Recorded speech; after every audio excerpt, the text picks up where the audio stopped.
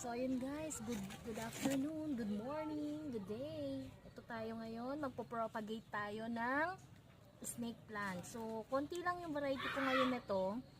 Itong variety na to, galing pa ng Valenzuela, ayan. So ngayon ang ginawa ko, magpo-propagate tayo para ramihin natin siya. So ayan, kinat ko na siya. Ayan, pagka gusto nyo magparami guys, ganito lang gagawin nyo. Ikakat nyo yan. And then, itatanim lang po natin siya. Kasi konti lang yung variety ko nito. At napakaganda nito.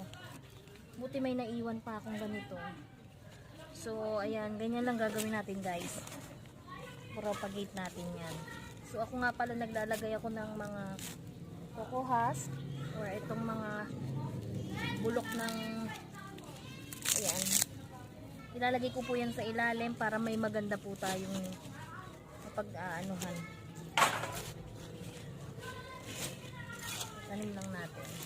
Sobrang dali lang po ng pag-propagate ng snake plant. Kung konti yung snake plant nyo, paramihin nyo po ng ganito.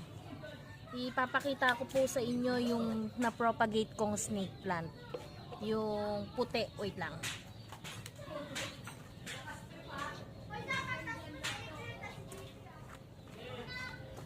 So ayan guys, ito tingnan nyo po, ito yung pinropagate ko nung nakaraan, ito na po siya ngayon. Tcharan!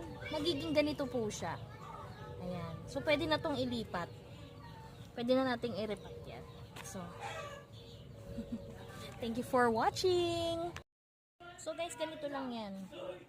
Ito yung kinat natin, itatusok lang natin ganyan, tapos hihintayin lang po natin yan.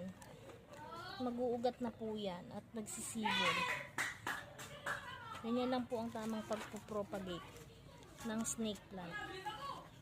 Ganyan lang po.